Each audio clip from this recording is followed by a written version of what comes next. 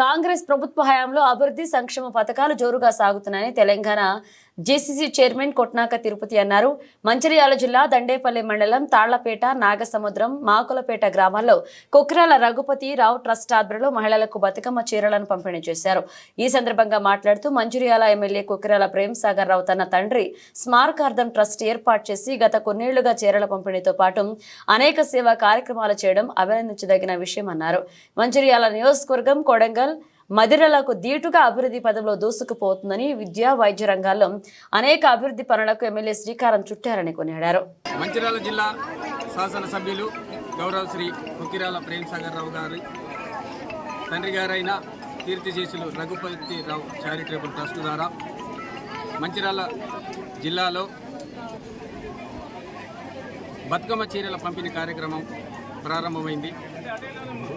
దానిలో భాగంగా ఈరోజు దండేపల్లి మండలం తాళ్లపేట గ్రామంలో విచ్చేసిన మా అక్క చెల్లెలకు, మా అన్నదమ్ములకు అందరికీ కూడా పేరు పేరున ధన్యవాదాలు తెలుపుతూ, గౌరవ శాసనసభ్యులు గత 6 సంవత్సరాల నుంచి ఆడపడుచుల ఆనంద పండుగ వాతావరణం వాళ్ళ ఇంట్లో ఉండాలనే ఉద్దేశంగా గత 6 సంవత్సరాల క్రితం బతుకమ్మ పండుగ కానుకగా చీరల పంపిణీ కార్యక్రమం చేపట్టడం జరుగుతుంది.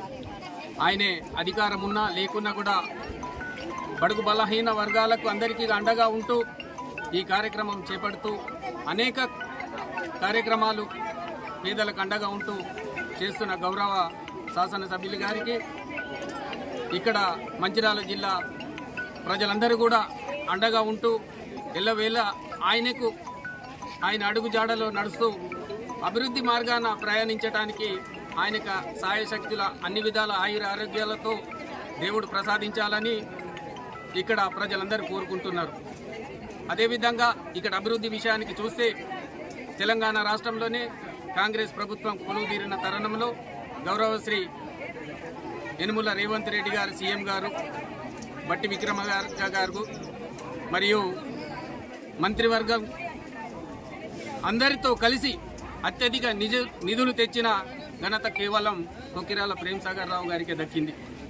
ఆయనే అభివృద్ధి మార్గాన ప్రయాణిస్తారు కాబట్టి దానికి తోడుగా మా ప్రజాప్రతినిధులు కూడా అందరూ అండగా ఉంటూ ఆయనకు ఎల్లవేళలా సహాయశక్తుల ఆయన సూచనల మేరకు పనిచేస్తూ మేము కూడా ప్రజలకు ఎల్లప్పుడూ అందుబాటులో ఉంటూ ఈ అభివృద్ధిలో భాగస్వామ్యం పంచుకోవాలని అందరం మేము కోరుకుంటూ ఈ అవకాశం ఇచ్చిన మీ అందరికీ ధన్యవాదాలు.